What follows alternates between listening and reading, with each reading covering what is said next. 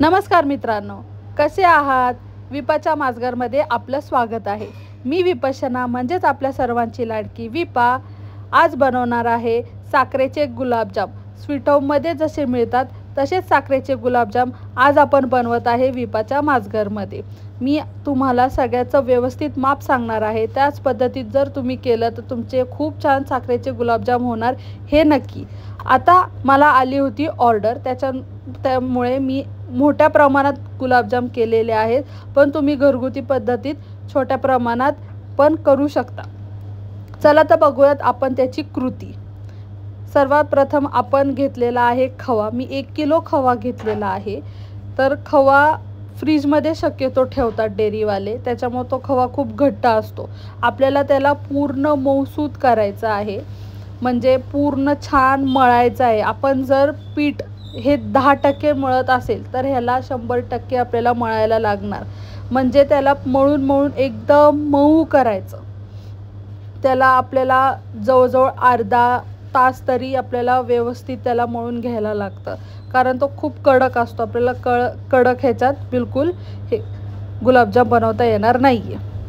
आता 1 किलो खव्यामध्ये थोडंसं कमी पावशर आपण त्याच्यामध्ये मैदा टाकणार आहे। पावशर पण नाही लागत, पण जेवढा आपण मळतो त्याच्यानुसार तो ॲडजस्ट करायचा असतो। लगेच एकत्र टाकायचं नाही, थोडा थोडा तो टाकायचा।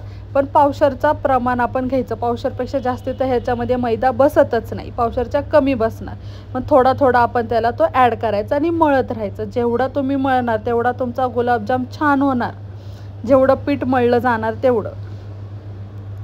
आता मैदा पण त्याच्यामध्ये आपण व्यवस्थित मिक्स करून घ्यायचा आहे। तर मला असं वाटतं ह्याच्यामध्ये अजून थोडासा मैदा बसेल, म्हणून मी थोडा अजून त्याच्यामध्ये ॲड करते आहे।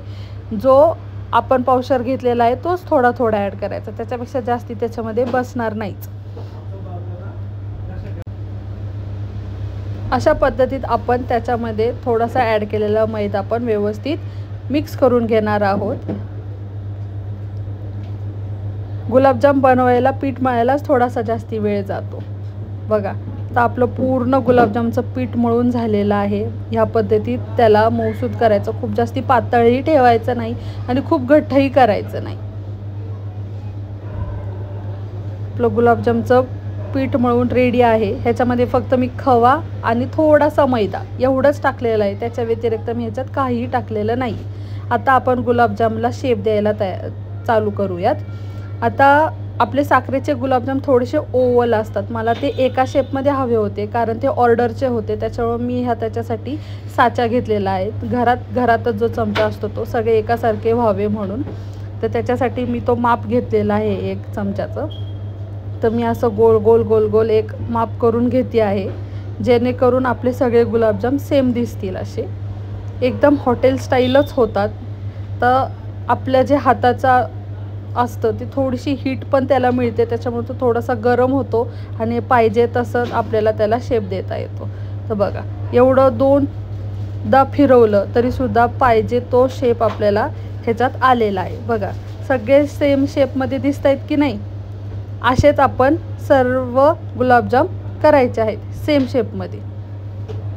तुम्हाला पाहिजे तो शेप तुम्ही देऊ शकता। तुम्हाला जर गोल पाहिजे असतील तुम्ही गोलही करू शकता, पण सहसा स्वीट होममध्ये साखरेचे गुलाबजाम अशा शेपमध्ये असतात, त्याच्यामुळे मी ही शेप केलेली आहे।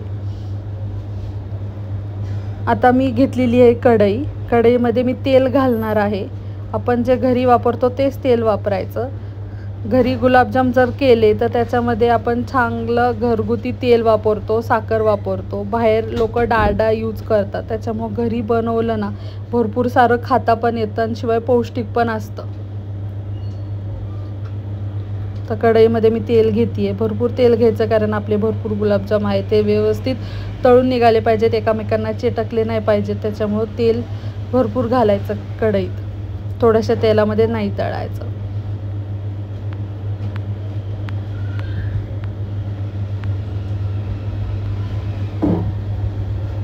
तर तेल गरम झालं की आपण त्याच्यामध्ये आपण बनवलेले गुलाबजाम टाकणार आहोत। खूप असं कडक तेल पण नाही तापून द्यायचं, नाहीतर गुलाबजाम फक्त वरतून तळले जातात आणि आतमधनं कच्चे राहतात। त्याच्यामुळं खूप असं हाय फ्लेमवर तळायचे नाहीत, थोडंसं लो फ्लेम करायचं, परत शेवटी तुम्ही थोडा हाय फ्लेम केला तरीसुद्धा चालेल, पण स्टार्टिंगला खूप असे जास्ती कडक तळून गरम ह्याच्यात नाही तळायचं. खूप असे एकत्र पण गुलाबजाम नाही टाकायचे जेणेकरून ते एकमेकांना चिटकतील. थोडे थोडे कढईमध्ये त्यांना जागा मिळेल असं आपण टाकणार आहोत.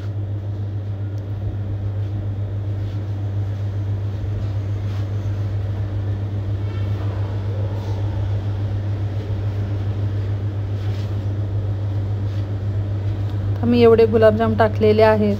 ह्याला काही जास्ती वेळ लागत नाही, 10 मिनिटात ते तळून पण होतात. आता आपले गुलाबजाम होत आलेले आहेत तळून. थोडंसं एकदा दोनदा वरती खाली केलं तरीसुद्धा ते होऊन जातात. तर थोडे फुगलेत तेलात तळल्यामुळे.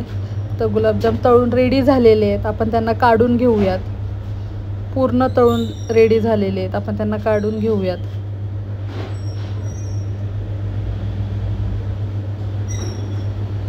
मस्त असा सुगंध येतोय गुलाबजामचा. बिलकुल असं तेलही राहत नाही, आपण छान पीठ मळल्यामुळे. पीठ जर खूप पातळ असेल तर तेल पण पिलं जातं, पण आपलं खूप घट्टही पीठ नव्हतं आणि खूप पातळही नव्हतं. खूप घट्ट पीठ असलं की नंतरून मग साखरेचा पाक त्याच्यामध्ये मुरत नाही, त्याच्यामुळे मीडियम असं पीठ ठेवायचं. आता मी पाक बनवून घेते. पाकेचं पण व्यवस्थित माप आपल्याला करायचं आहे. तर 4 वाट्या मी इथं साखर घेणार आहे.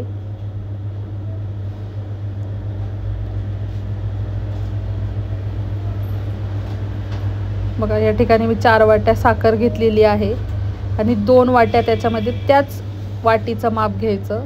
2 वाट्या मी त्याच्यामध्ये पाणी टाकलेलं आहे. एवढंच आपण टाकायचं आहे. आणि त्याच्यामध्ये तुम्ही वेलदोड्याची पूड पण टाकू शकता तुम्हाला जर फ्लेवर आवडत असेल तर. नाही टाकलं तरीसुद्धा काही प्रॉब्लेम नाही. तर ते मी गरम करून घेणार आहे. पाकाचा पूर्ण झाला पाहिजे. थोडासा होत आलेला आहे पाक, पूर्ण साखर विरघळली पाहिजे. खूप असा घट्ट पण पाक आपल्याला करायचा नाही आहे. पूर्ण साखर विरघळली की त्याच्यानंतरून 1 मिनिटांनी आपण त्याला बंद करून टाकणार आहोत. खूप घट्ट पण नाही होऊन द्यायचा पाक, नाहीतर मग ते गुलाबजाम नीट त्याच्यामध्ये भिजत नाहीत. इथे आपला पाक रेडी झालेला आहे. तर आपण जे गुलाबजाम तळून काढलेले आहेत ते आपण त्याच्यामध्ये टाकत आहोत. खूप गार पण पाक होऊन द्यायचा नाही आहे. गरम गरम गुलाबजाम असले तरीसुद्धा आपण त्याच्यामध्ये टाकणार आहोत, तळलेले असतील ते. आपण सगळे आता ह्याच्यामध्ये पाकमध्ये टाकून घेणार आहोत. ह्याला भिजायला थोडा जास्ती टाईम लागतो, त्याच्यामुळं ओव्हरनाईट आपण जरी ठेवलं तर दुसऱ्या दिवशी छान व्यवस्थित आपले गुलाबजाम झालेले असतात रेडी. सहसा रात्रीचंच करायचं आणि दुसऱ्या दिवशी बघायचं तर झालेला असतो. तर मी सगळे बनवलेले गुलाबजाम मी या पाकमध्ये टाकत आहे.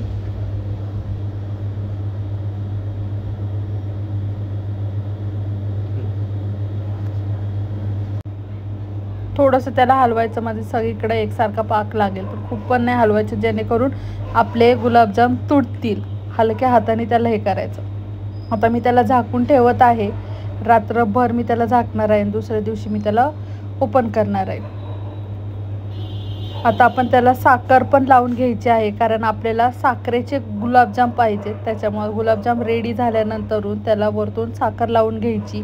अशा पद्धतीत साखर लावली की एक एक गुलाबजाम आपण काढायचा. मग आपले साखरेचे गुलाबजाम रेडी झालेले आहेत. बघा या पद्धतीत आपले साखरेचे गुलाबजाम रेडी झालेले आहेत. माझे ऑर्डरचे गुलाबजाम आहेत त्याच्यामुळे मी त्याला एकसारखं लावत आहे एका ट्रेमध्ये. तुम्ही मला कमेंटमध्ये नक्की कळवा हे गुलाबजाम कसे झालेले आहेत आणि ही रेसिपी नक्की ट्राय करा आणि मला सांगा कशी झाली होती तुमची रेसिपी. अशाच नवीन नवीन रेसिपीच्या व्हिडिओज बघण्यासाठी माझ्या चॅनलला लाईक करा, सबस्क्राईब करा आणि फॉलो करा. थँक्यू.